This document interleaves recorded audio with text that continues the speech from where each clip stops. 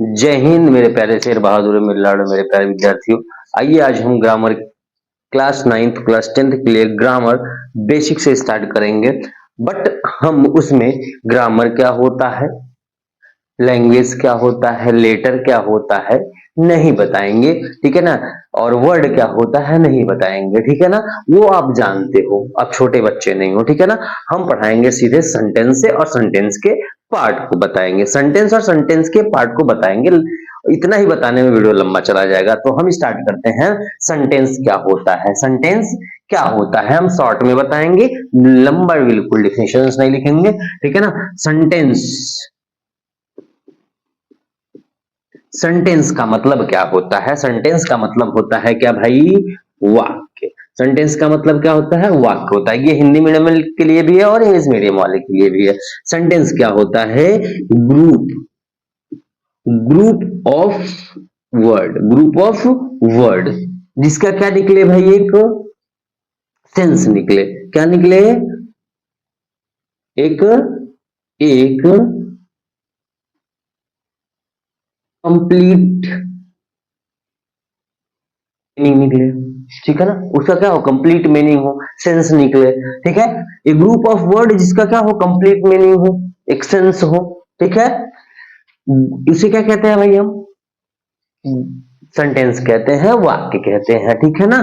क्या बोलते हैं, शब्दों का, शब्दों का, शब्दों का समूह, शब्दों का समूह जिसका क्या हो भाई, कोई सार्थक, सार्थक अर्थ हो, सार्थक अर्थ हो, ठीक है ना। उसे क्या कहेंगे हम भाई, सेंटेंस कहेंगे। जैसे जैसे जैसे Sita is going, going, going to market by bus, by बस।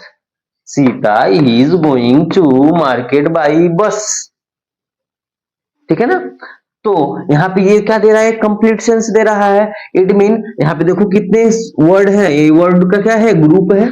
क्या है भाई, यहाँ पे वर्ड का क्या है, ग्रुप है, ग्रुप है जो क्या बना रहा है, एक सेंटेंस बना रहा है। क्या बना रहा है, सेंटेंस बना रहा है, ठीक है ना। इसका क्या है, कंप्लीट सेंस आ रहा है।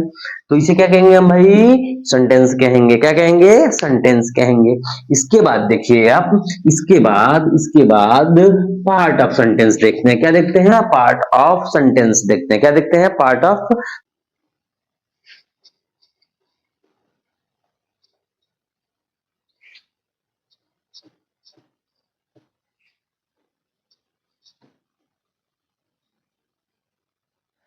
अब हम देखेंगे सेंटेंस के कितने पार्ट होते हैं, सेंटेंस के कितने, सेंटेंस के कितने पार्ट होते हैं, ठीक है ना। सेंटेंस के कितने पार्ट होते हैं, ठीक है ना। बिल्कुल आसानी से देखेंगे और बिल्कुल याद हो जाएगा। आप थोड़ा सा कोशिश करिएगा, बिल्कुल याद हो जाएगा, ठीक है ना। कितने पार्ट होते हैं भाई, दो पार्ट होते हैं। कितने पार्ट होते हैं, दो पार्ट होते हैं। पहला क्या होता है, सब्जेक्ट होता है। पहला क्या होता है, सब्जेक्ट होता है। पहला क्या होता है भाई, सब्जेक्ट होता है। सब्जेक्ट को बोलते हैं क्या, उद्देश्य बोलते हैं, ठीक है ना, उद्देश्य बोलते हैं, ठीक है ना। दूसरा क्या होता है, प्रीडिकेट, प्रीडिकेट होता है। क्या होता है भाई, प्रीडिकेट होता है, जिसको हम क्या बोलते हैं, विधेय बोलते हैं। क्या बोलते हैं, विधेय बोलते हैं, ठीक। हिंदी मीडियम वाले भी देखेंगे और इंग्लिश मीडियम वाले भी देखेंगे, सबके लिए, ठीक है ना। अब सब्जेक्ट की बात जो है ना, सब्जेक्ट के कितने पार्ट होते हैं, सब्जेक्ट के कितने पार्ट होते हैं, ठीक है ना। सब्जेक्ट के कितने पार्ट होते हैं, सब्जेक्ट के कितने पार्ट होते हैं भाई, कौन बताएगा। सब्जेक्ट के कितने पार्ट होते हैं, दो पार्ट होते हैं। सब्जेक्ट के कितने पार्ट होते हैं, दो पार्ट होते हैं। एक होता है क्वालिफायर। क्या होता है, क्वालिफायर होता है। क्या होता है भाई, क्वालिफायर होता है। दूसरा क्या होता है, हेड वर्ड होता है। क्या होता है, हेड वर्ड होता है। और क्या होता है, मेन वर्ड होता है। क्या होता है, मेन वर्ड होता है, ठीक है ना। हेड वर्ड होता है या मेन वर्ड होता है, ठीक है। क्वालिफायर के कितने पार्ट होते हैं भाई, क्वालिफायर के कितने पार्ट होते हैं, how many part of qualifier, तो there are three part of qualifier. पहला क्या है, ये डिटरमाइनर होता है या डिटरमिनर बोलते हैं, डिटरमाइनर, ठीक है ना। Adjective, adjective, adjective.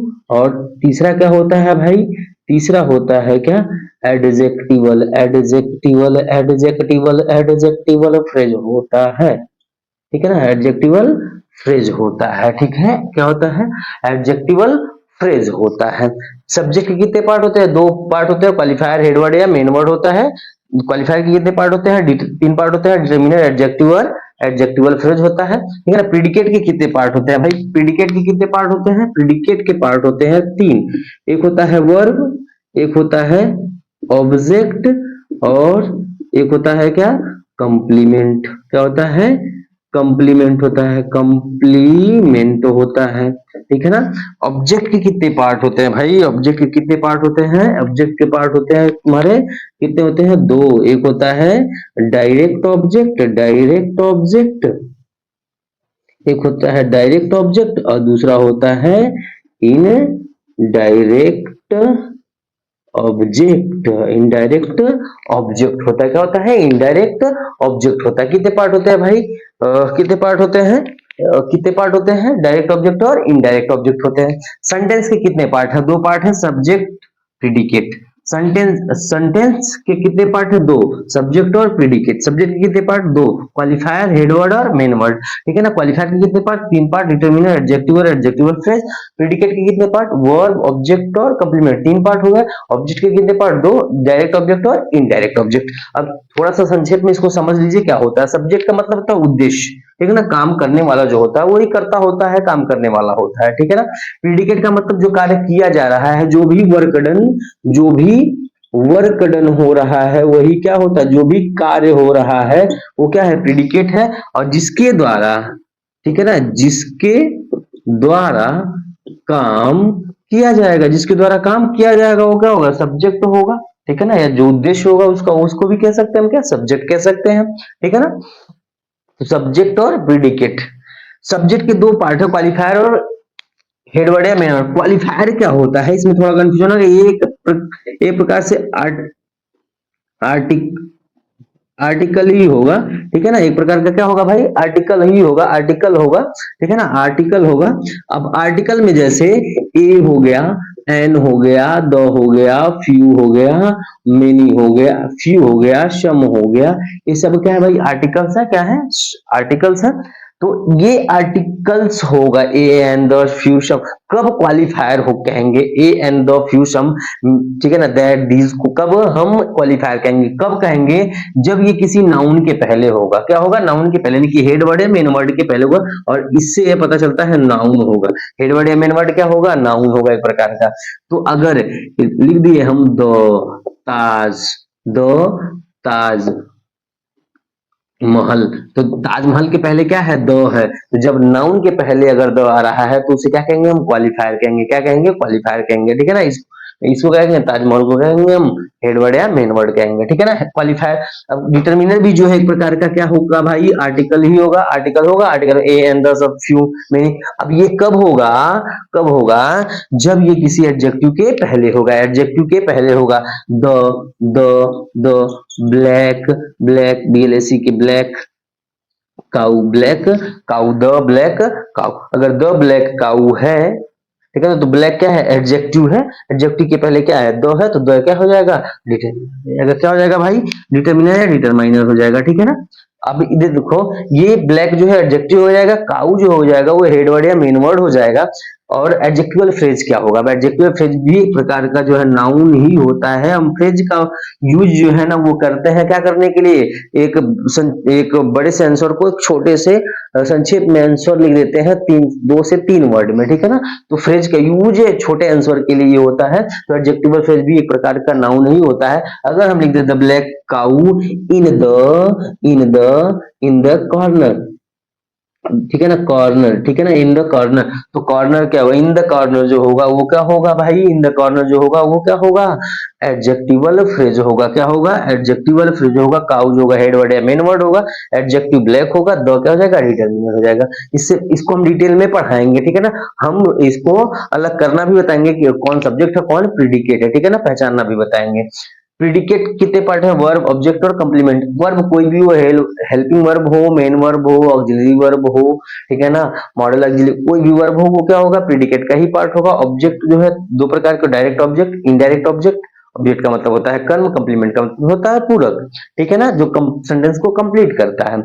ऑब्जेक्ट जो दो प्रकार का होता है, डायरेक्ट ऑब्जेक्ट होता है और इनडायरेक्ट ऑब्जेक्ट होता है।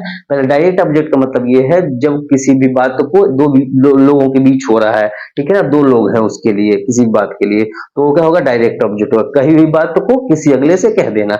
इनडायरेक्ट ऑब्जेक्ट वो होगा जब किसी कही हुई बात जैसे हमारे द्वारा कहा जा रहा है, कोई सुन रहा है, वो तीसरे से जाके उसको चढ़ा बढ़ा के कह रहा है, तो उस बात को क्या कहेंगे भाई, इनडायरेक्ट ऑब्जेक्ट कहेंगे। वो क्या होगा, इनडायरेक्ट ऑब्जेक्ट हुआ।